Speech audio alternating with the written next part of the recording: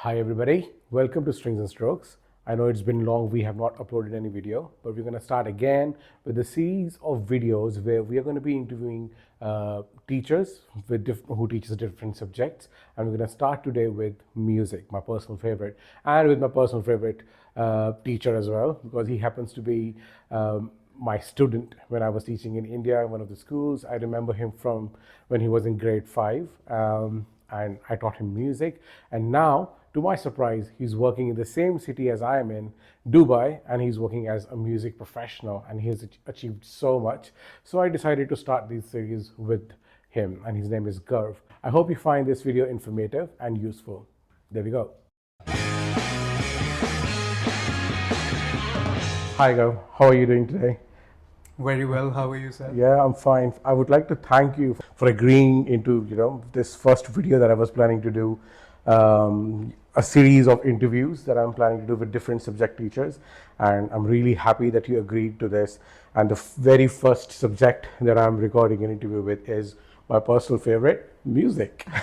I am excited for this interaction as well. I'm so happy to be here. When I was sort of in India and when I was sort of planning to come to Dubai or try to work abroad as a teacher, I was actually following your channel for that, and it really helped me understand what a foreign teaching job looks like and what challenges it may have, and a little bit of advices on how to overcome those challenges. Yeah. So I've been following your work since Wow. a very long time. So it is my pleasure to be here.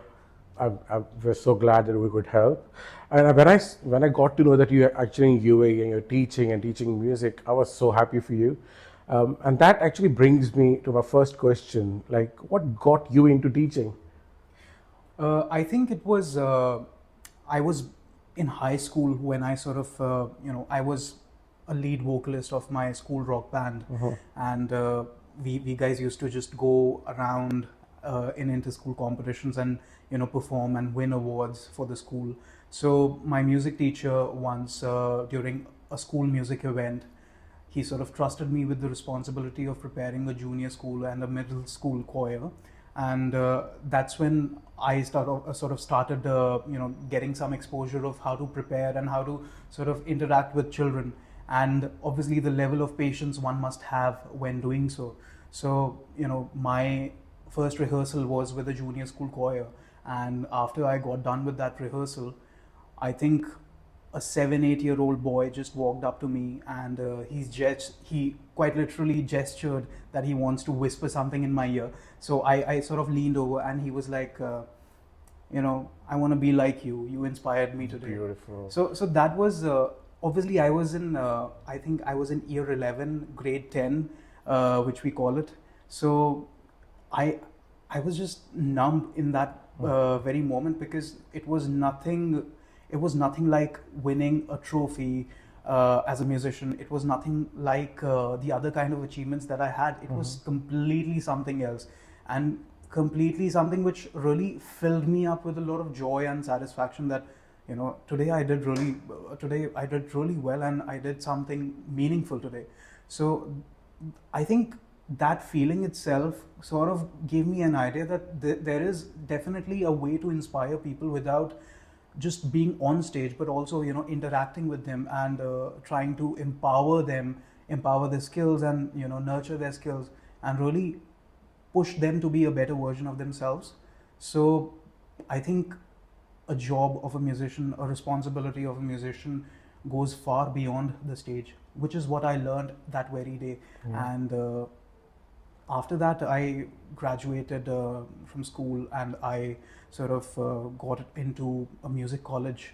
And while I was in music college, I worked on a couple of projects. I worked on my own songs. The entire idea of going to music college was to really develop my abilities and skills to sort of produce music, and to record my own music, because I was able to write music, I was able to compose it on my instrument, but I wasn't really able to sort of record it properly, and I wanted to record my music. I wanted that music to have an outlet.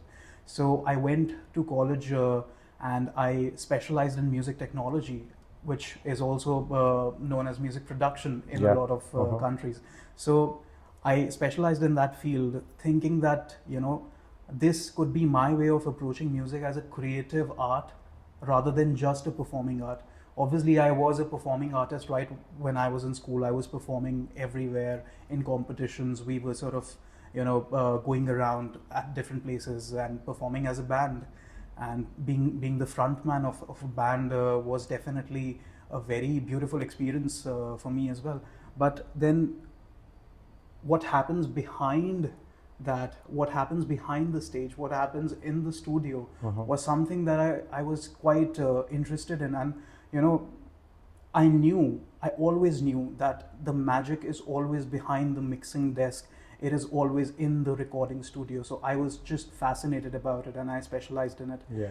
And down the line, I worked with the United Nations for Climate Change. I worked with the UN Iraq. I worked as a music arranger for an independent film which was produced by Satyajit Ray Film and Television Institute of India. Okay. And that film later went ahead and won the Dada Saheb Phalke Award. It also got nominated for other film festival awards as well. So it was, quite a lot of things were happening while I was in college, and this was probably at the age of 19 and 20 or so. So, all of this was going on, and then I just realized that, if this is a field that I'm doing really well in, it is my responsibility to share some of these skills with people, with people from all walks of life, not just, young adults or younger children, or, people from all walks of life. I really, I really would like to mention, like, my youngest student ever has been a 4-year-old, and my oldest student ever has been a 32-year-old. And I have taught everybody in that spectrum, because being a young teacher, you can sort of interact with everybody. I think that's the advantage of it, and that was quite a wholesome experience for me. So I think the only reason I got into music education was just to inspire the younger generation, and not so much the younger generation, but also like the people who want to learn something, who have the zeal and the drive to learn something. If I can sort of just contribute something to their lives, the way my teachers contributed so much to my life, I think I would say that I have made a difference, and I would be able to sleep well at night. I agree, because this is what feeding it forward looks like. Like you mentioned, that your teacher identified your talent and gave you a chance to perform within the school community.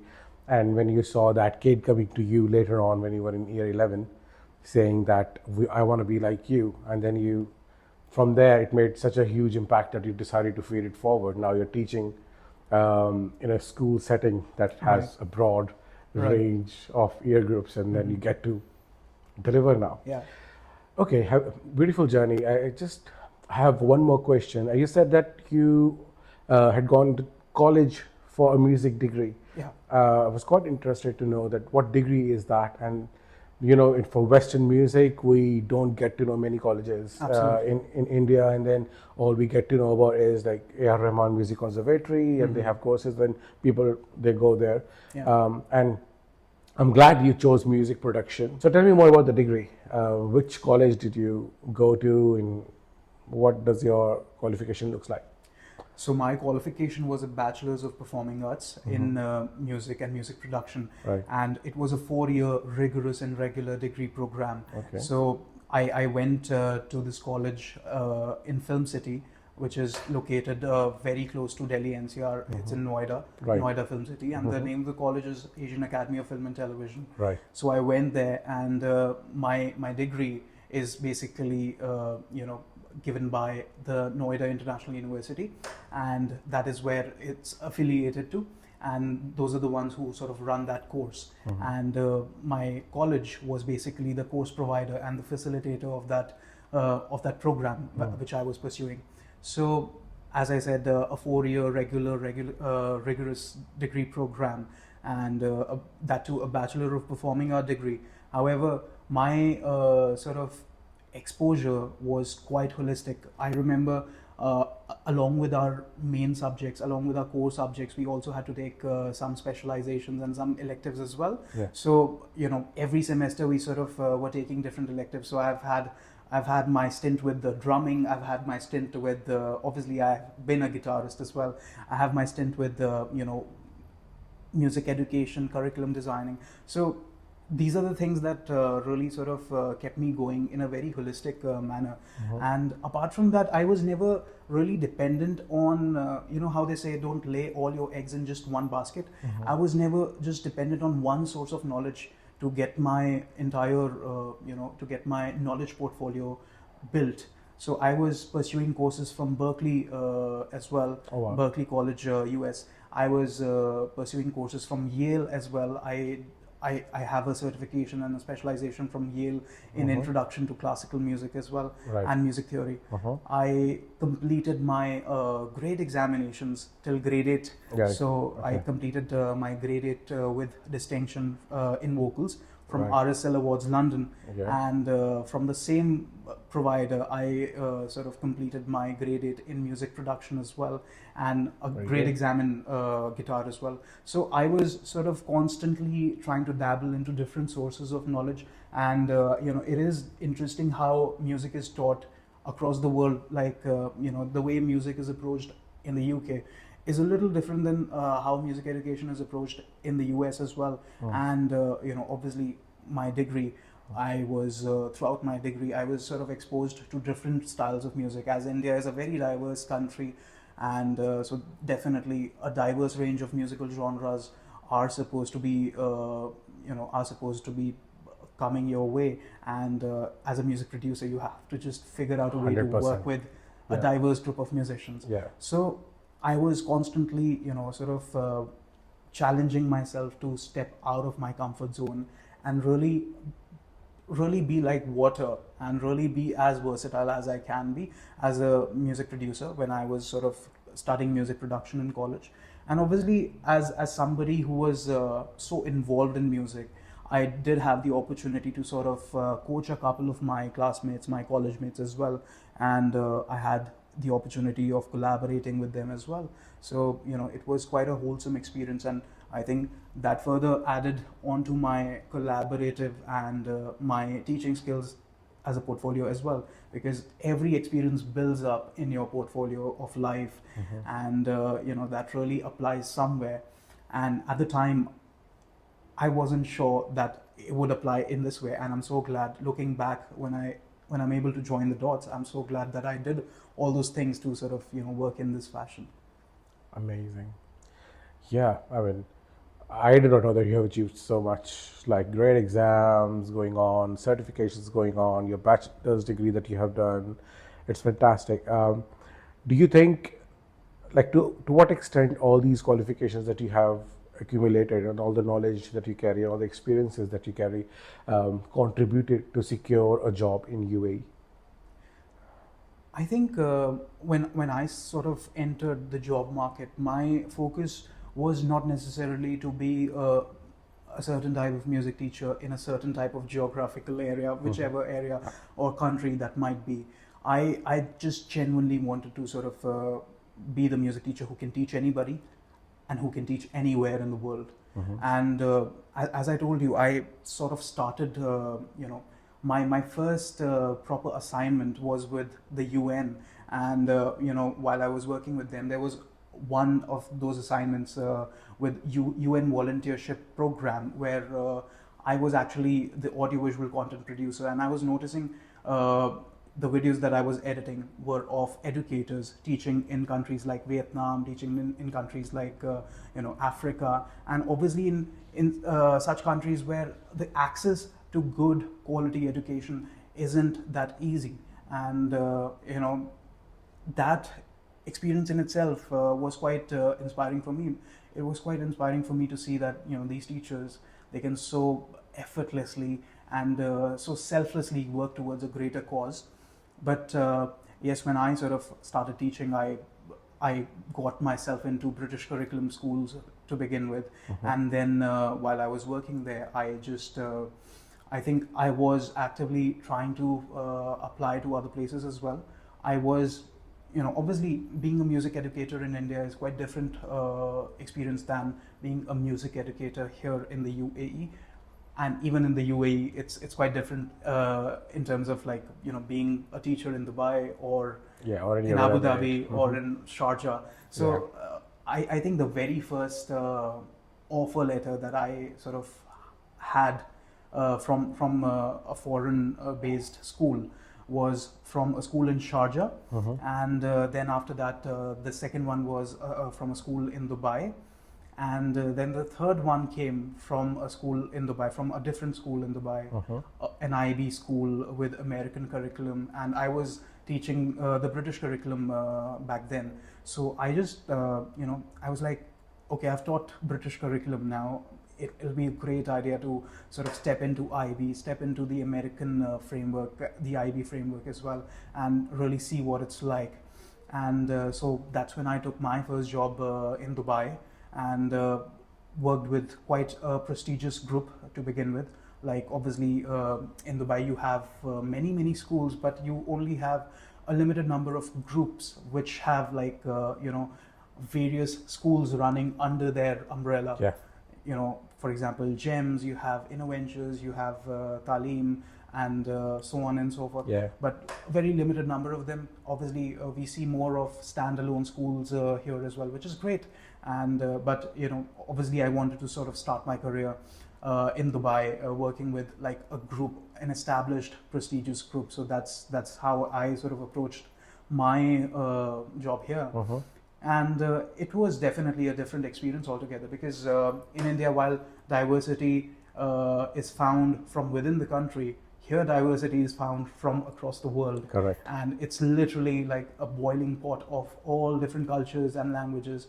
And I have had experiences where I had students who had English as a second language, and they were very new to English, and they could not speak or understand English. And I've had experiences where I had to use Google Translate or a translation app to sort of really connect with them and to make them aware of what we're learning, how we're learning it, and why are we learning it, which are like the three cornerstones of every lesson that I deliver. And at the end of every lesson, I make sure that students know the what, why, and how of learning, and they're able to further apply that and reach the stage of metacognition, which is supposed to be like the final stage for learning. And obviously, when I say final stage of learning, I don't mean that learning ends after that, but learning definitely sort of solidifies and strengthens once you reach metacognition. So I mean, I had all those sorts of beautiful experiences, and obviously the experiences of interacting with parents, because like here we get like so many different kind of parents as well, like different demographic altogether. Somebody would be from the royal family, while other would be would be a child of somebody who's quite obviously as a teacher, for you every student is important, and you want to sort of give the same amount of importance to every student. But then obviously as teachers who are accountable to parents as well, we have to approach different interactions in a different way, and we are sort of suggested to sort of use a different approach with a different set of parents. And definitely that was also a learning curve for me. However, whenever I'm interacting with a parent, it's just like I see my own parents in them, because it wasn't so long ago when I was a student, and my parents were extremely involved in my education, in my learning, and together they had both partnered to ensure that me and my brother got the best standards of education. And for that they were constantly checking in with teachers and seeking advices from teachers. So every time I meet a parent, I see my own parents in them, and which is why I'm able to approach it with a completely different mindset of empathy altogether, and it's never stressful. Like I have sort of been in parent evenings which run till 7:30 p.m. in the evening, and obviously while it goes beyond a normal work week, and it goes beyond just a 12-hour or 9-hour job, it still doesn't make any difference in my sort of level of energy, because every other parent that I'm meeting, my energy levels are getting higher and higher, knowing that I am actually able to make some difference in the life of their children. That's one interesting point, because my next question to you was, what are the challenges, what are the new things that you learn when you come abroad to teach? And you already answered that, a couple of them. So my next question to you though is, what are the basic qualifications that you must have for you to secure a job in UAE as a music teacher? Um, I'm saying music teacher specifically because we have made many vlogs for our viewers where we have mentioned that teaching qualification is a must. Right. So does that apply to you? Do you have any teaching qualification when you got this job? Or what is different for us, like as a music teachers or art teachers, or let's say foundation subjects, from other, normal primary or secondary music, secondary or primary teachers? So obviously there are the KHDA requirements, which every school every school in Dubai sort of has to follow, and obviously the first requirement is having a subject specialization. Right. So that would be whichever subject you're teaching as a music teacher, English teacher, math teacher, whichever subject you're teaching, you're supposed to have at least a bachelor's degree in that subject.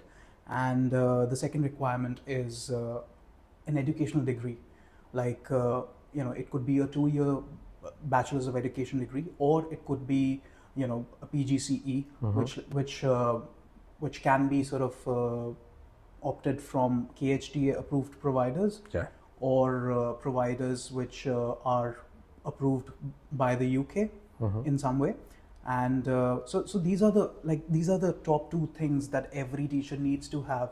And then of course every other degree or credential above that is just above and beyond. Yeah, will make you stand out. Yeah, it would definitely make you stand out. And I am just about to give my master's exams in music performing arts. Oh, So wow. my subject specialization was a bachelor's of performing arts in Right. music. Now my master's would be a master's of performing arts in music and music production. So I would be giving those exams in probably in the next month or Right. so. So that being said, I have the bachelor's of performing art degree in music, Yeah. as well as a 2-year long bachelor's of education program, now which is specialized in music pedagogy. Wow. And along with that, my secondary pedagogical subject was English. So Wow. these are the two subjects that I specialized in as I was pursuing my bachelor's of education. So this is definitely something that most people should have. However, a PGCE is definitely a shorter, Yeah. a shorter duration. However, And- costly. Yeah. Yeah, definitely. I mean, it really depends, because if I sort of equate it in another perspective, it takes you 2 years to complete a bachelor's of education. It takes you around 9 to 10 months to complete a PGCE, maybe 11 months at the max. So if you're able to complete your PGCE and enter the job market 1 year earlier, then the amount of money that you make as opposed to not entering the job market is just, I think it makes up for it. So Super point. yeah. So for example, if you're, I mean, I'm not sure how much would a PGCE cost at this point, but let's say it costs around 35 to 40,000 dirhams for a PGCE course. A bachelor's in education course might cost half the price if it's a good one. It might cost just the same, but the problem with that is it's a 2-year program, and as a teacher, if you're completing a degree within a PGCE within 9 months or 10 months, after 10 months you can just continue making, or start making at least 10,000 dirhams a month to begin with. So obviously that opportunity cost that you lose on by pursuing a bachelor's of education is just not worth it. However, I still did that because my priority was different. Of course, my circumstances were different. I had no immediate urgency of making money, and obviously as a musician, like, you do find ways to sort of Correct. you Yeah. have multiple sources of revenue, Yeah. and you sort of manage very well. And till date, I would say my teaching salary is just the lowest of all my revenue sources, and which all the more makes it important, because as a teacher, at least the way I see it, I'm not in it for the money per se, because I studied physics, chemistry, math in high school. I could have been an engineer. I could have I could have been a computer science engineer, or a software engineer. I could have gone into marketing. I could have done my MBA. I could have been a lawyer, but I chose to be a teacher. Why? Because I love teaching, and sometimes you have to sort of prioritize work satisfaction over how much a particular kind of work pays. So I think my priorities were pretty much lined out from the beginning itself. So yes, I did sort of go for a 2-year program in Bachelor's of Education, and I think that gave me quite a holistic experience and quite a lot of knowledge to begin with, on how to approach music education, on how to approach education in general.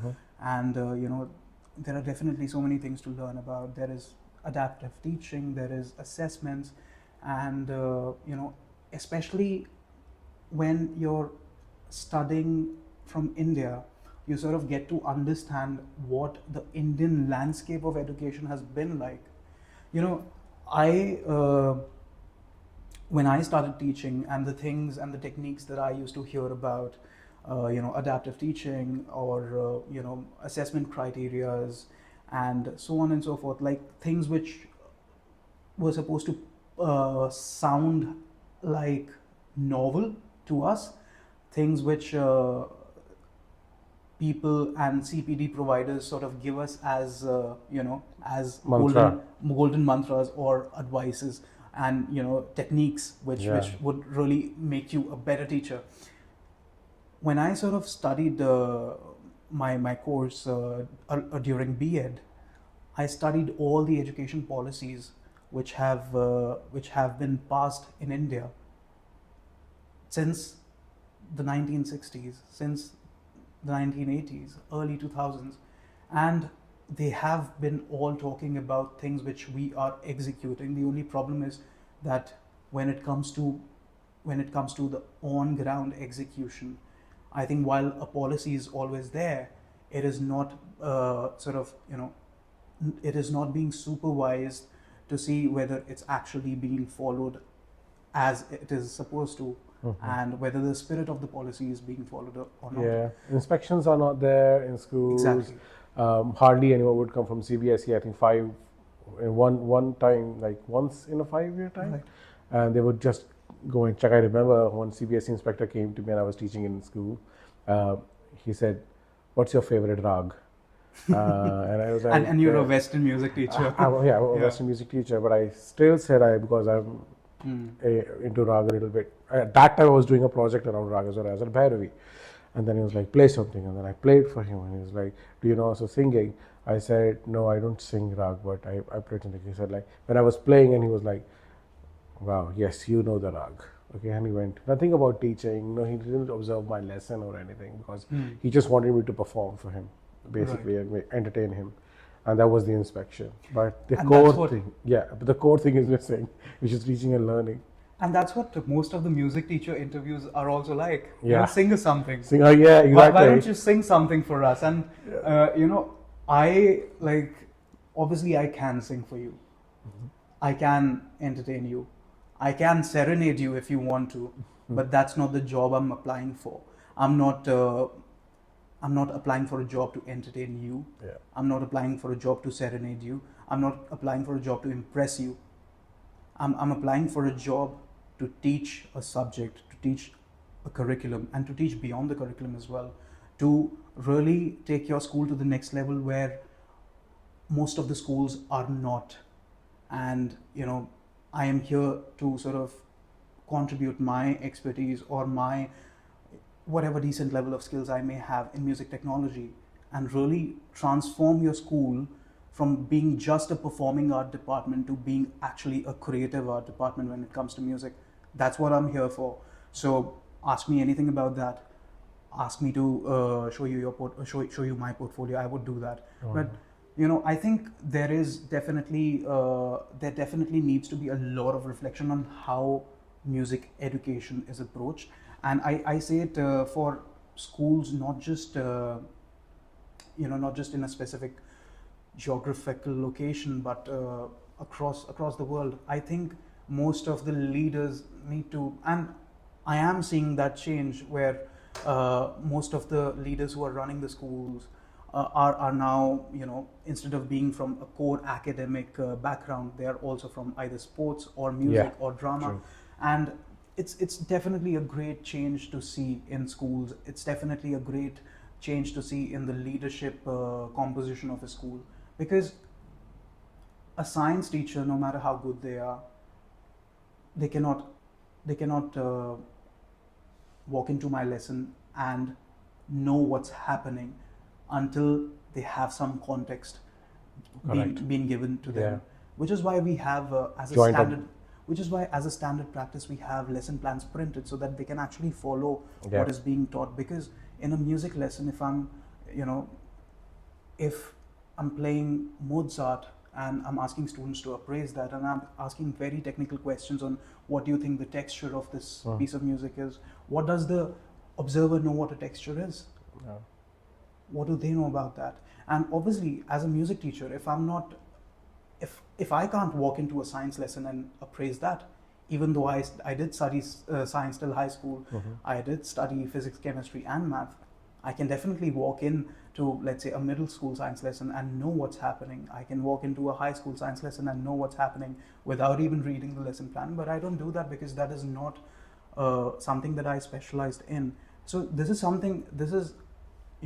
somewhat an introspection within the department and within the system, which is supposed to happen. And I think I'm still yet to see that. I'm still yet to find that semblance with reality and what it should be, rather than what it is at the moment. So yeah, I think there is definitely a change coming, but it should have come sooner. I know, I get that. Right. So my next question to you is, if there's anything that you would like to recommend to the music teachers in India who are applying for a job in UAE, any tips that you would like to share with them for them to secure a job? I think it really helps if you have a very good portfolio, and I don't mean a CV, but like a very good portfolio of skills. Because I think obviously we all come from certain experiences, and we all have worked in certain schools. But no matter whichever school you're working in, let's say if today in Dubai I'm working in one of the best schools, if I go to a different country, that pedigree won't really come with me, because every context, every situation is different, and every school is different. So I would say, more focus on skills, more focus on a repertoire of technical achievements. For example, a degree, a master's degree, a bachelor's degree, diplomas, certifications, grade examinations, and performances as well. Like as a music teacher, I think I seldom see music teachers talking about the performances that they've given, and I don't know whether they do have the time to sort of perform. And I understand that as a music teacher who's working full time, I understand that preparing for a performance, going for rehearsals, and taking a leave to actually perform on stage, it's just not practical every time. However, I still have been able to sort of, fortunately, I still have been able to perform at least 5 times at the Dubai Opera and elsewhere around the world. So I genuinely think that the passion for music itself is very important, because most of the times the people that we are sort of talking to in interviews, they don't really know much about music, so they can only judge you and your skills based on the passion with which you speak, and based on the level of priority you give to music in your own life.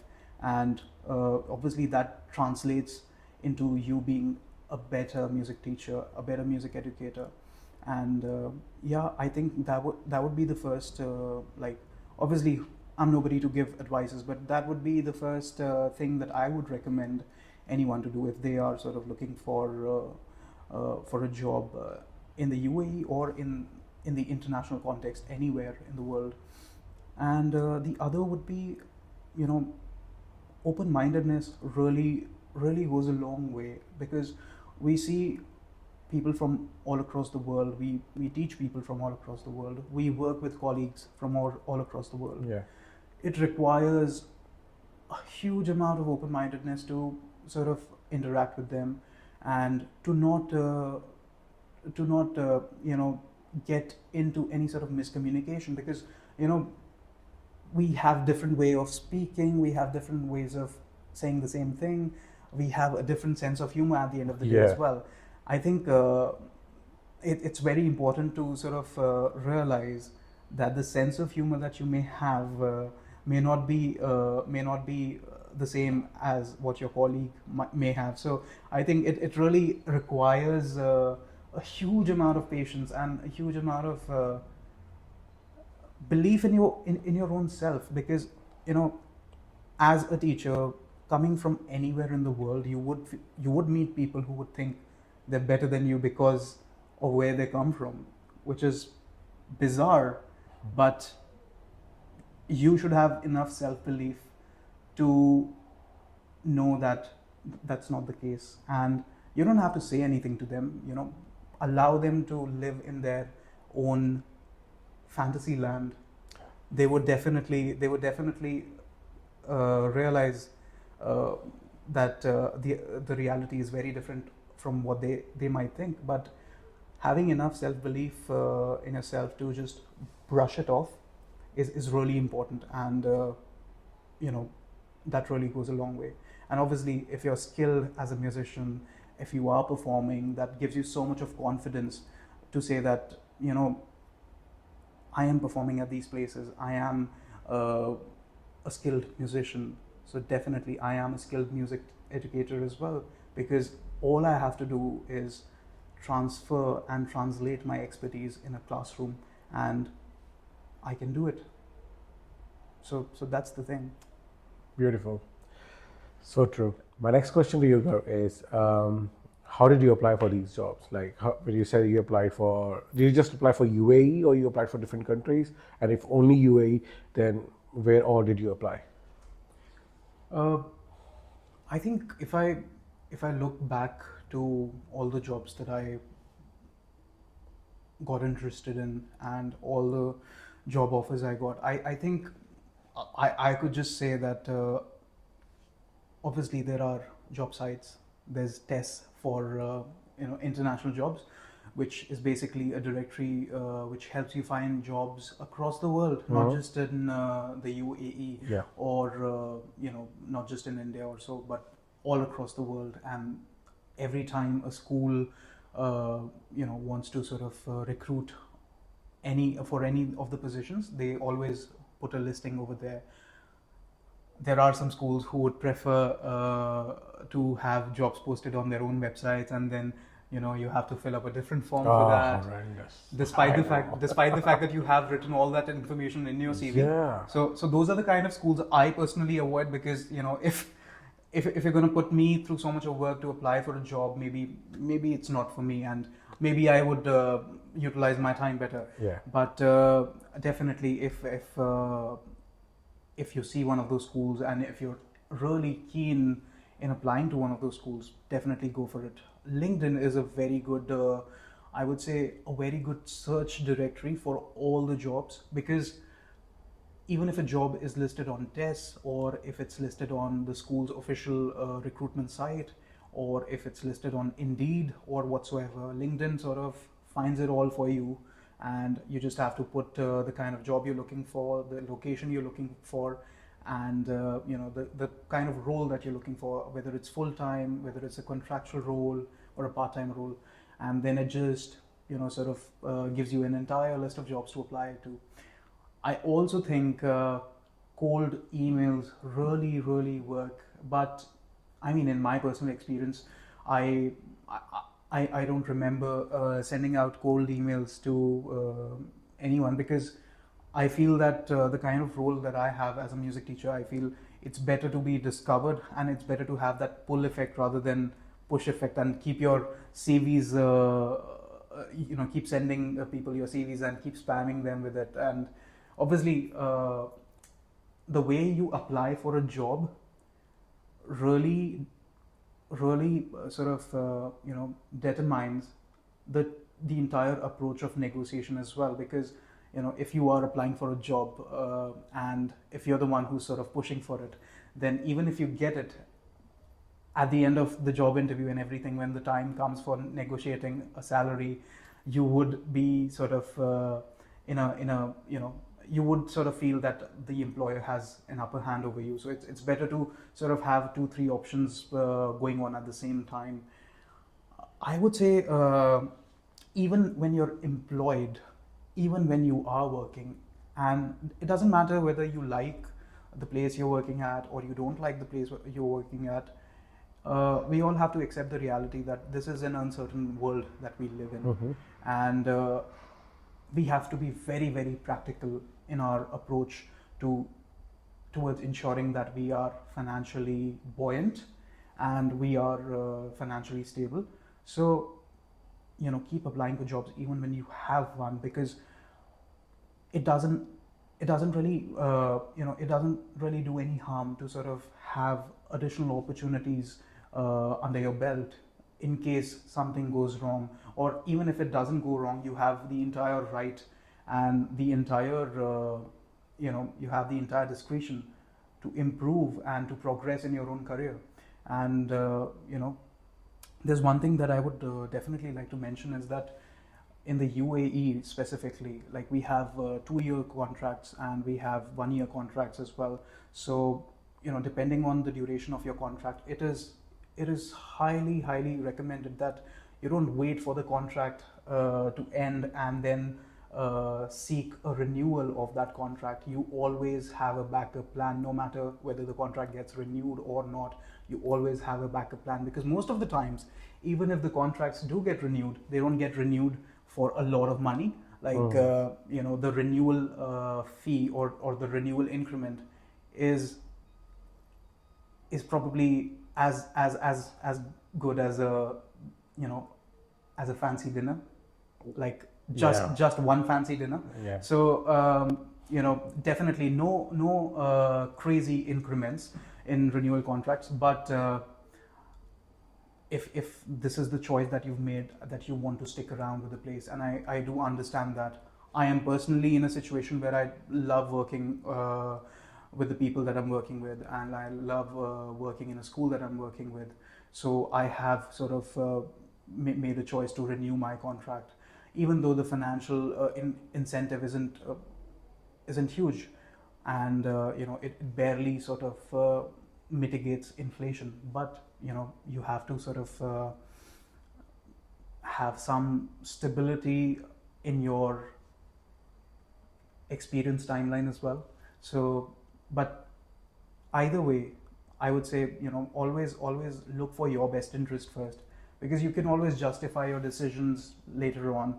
And if you've reached where you've reached, I'm sure you've made the right decisions for it. And even if you've not, I don't think the other person who's interviewing you is in any way better than you or superior than you.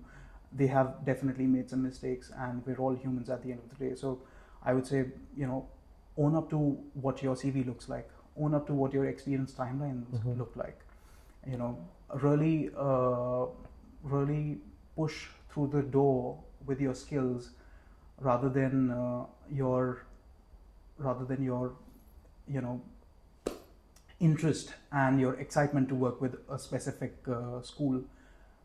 In the education industry, we don't have the Google, the Microsoft, or the Tesla of schools. Like, I think at the end of the day, even though we do have those premier schools, but at the end of the day, having worked with a couple of them, every school has a completely different set of challenges, no matter how premier, Correct. no matter how established they are.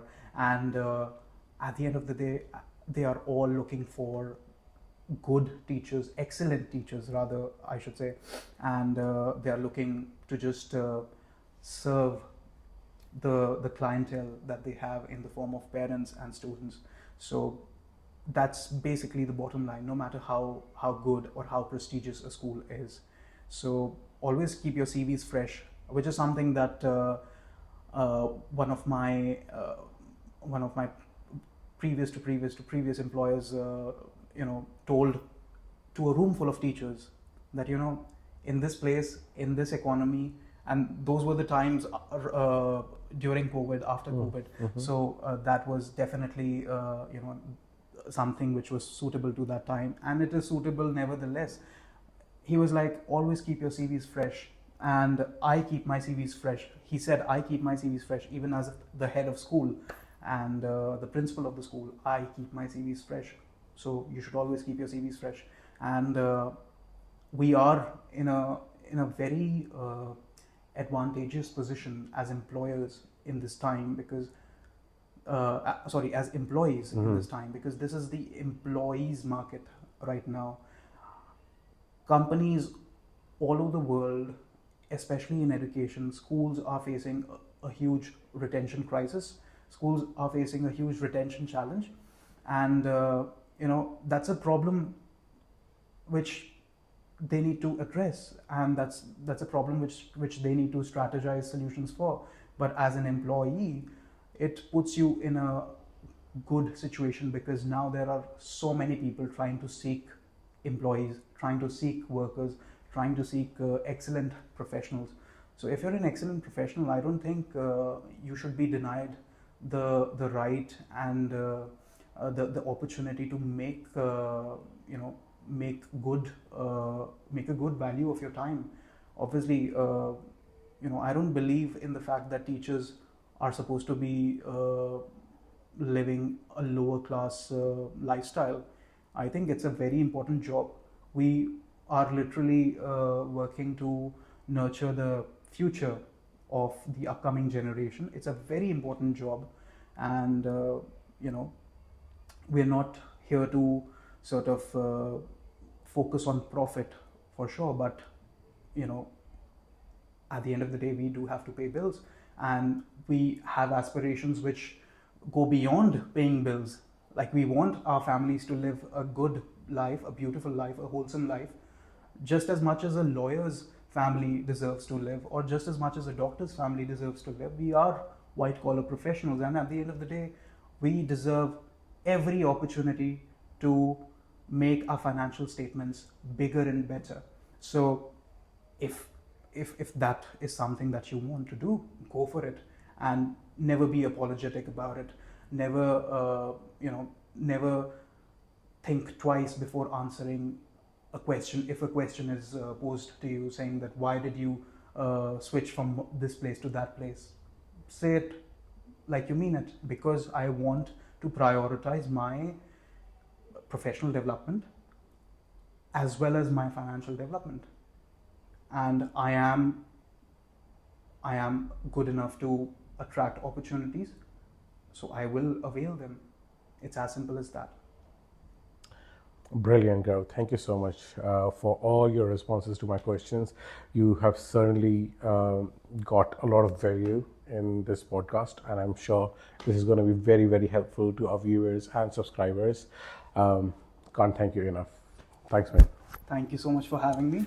It was definitely wonderful speaking to you and speaking with your audience, and the audience which I have been a part of for so long, and it's so special to be on this couch with you. Thank you so much. Thank you for saying that. Cool. Take care. Thank you.